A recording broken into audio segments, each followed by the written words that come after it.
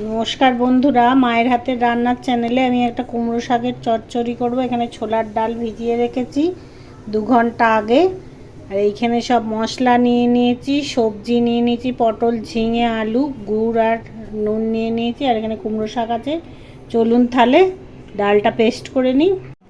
চলুন, ডালটা বেটে নিয়েছি, এবার বড়াগুলো ভেজে নিই।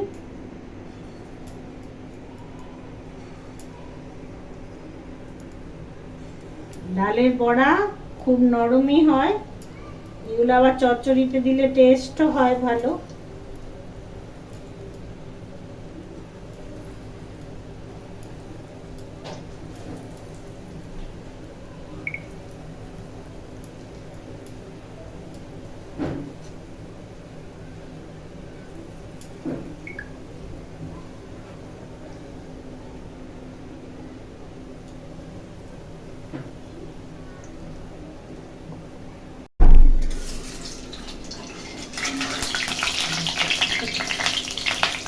হয়ে গেছে বড়াগুলো, উল্টে দিই। উল্টে পাল্টে এগুলো লাল লাল করে আমি ভেজে নেব।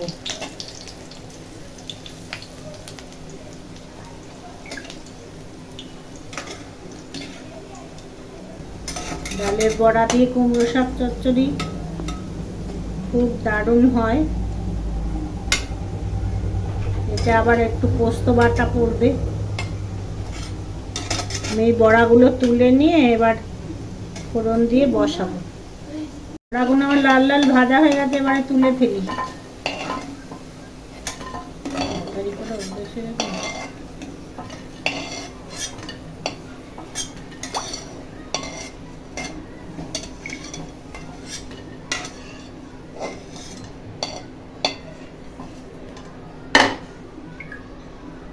এবার শুকনো লঙ্কা 5 ফোড়ন দিয়ে, ফোড়নটা হলে আগে পটল ছাড়বো। পটলটা একটু ভাজা হয়ে যাবে, ভাজা ভাজা হয়ে এলে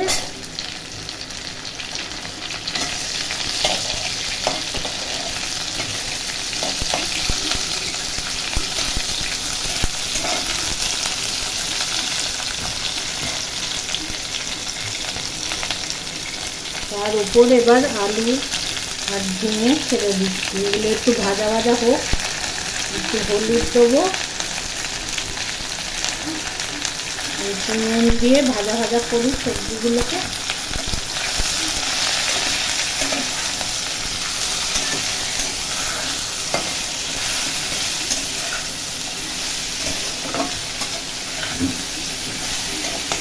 বাকি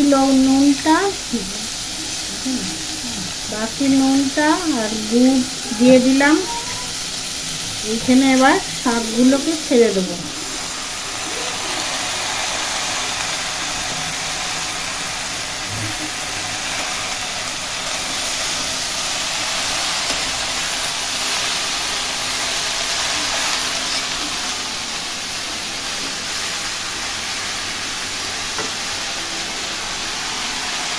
বেশি ভাজবো না, তাহলে শাকের টেস্ট নষ্ট হয়ে যায়। এবার জল দিয়ে চাপা দিয়ে দিই। এটা মজে গেলে আমি এবার পোস্ত আর কাঁচা লঙ্কা বাটা এতে দেবো। একটু পোস্ত আর কাঁচা লঙ্কা বেটে নিই, শিলে বেটে দিলে মিহিও হবে আর টেস্ট হবে বেশি তরকারি। ওই জন্য আমি শিলেতেই বেটে নিচ্ছি।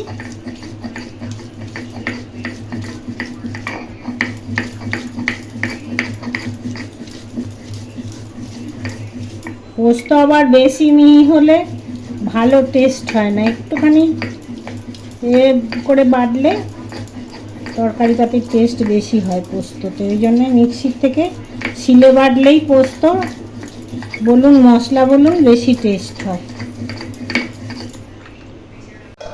দেখি আমার শাক বোধহয় এবার সেদ্ধ হয়ে এসছে, সবজি পাতি সব সেদ্ধ হয়ে গেছে। এইটা আমি বড়া দেবো।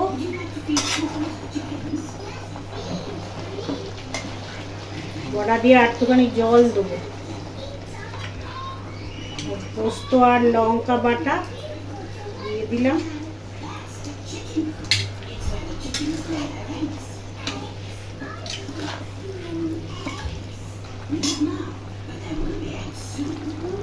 মধ্যে একটু কাঁচা সর্ষের তেল দেবো।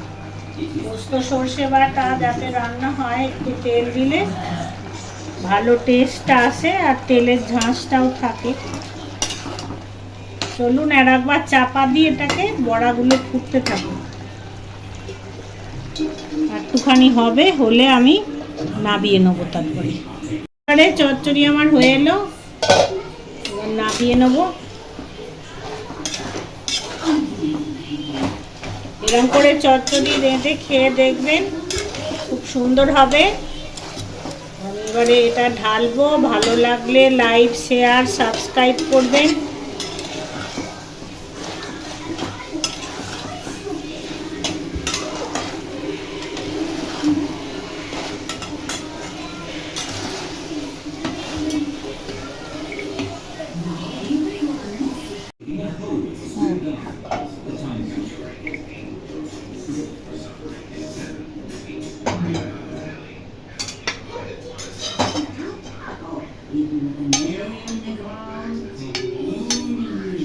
আমার চচ্চড়ি হয়ে গেল, দেখুন দেখতেও ভালো হয়েছে, খেতেও খুব টেস্টি হয়। এরকম করবেন, করে খেয়ে দেখবেন আর কমেন্ট করে জানাবেন কেমন হলো।